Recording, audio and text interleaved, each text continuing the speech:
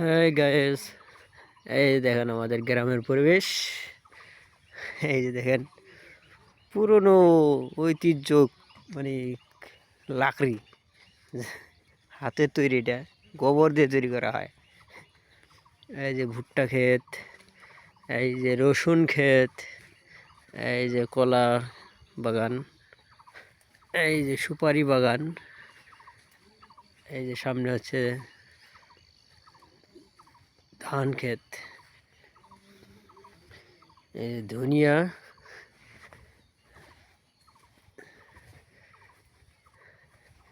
এই যে লাউ গাছ।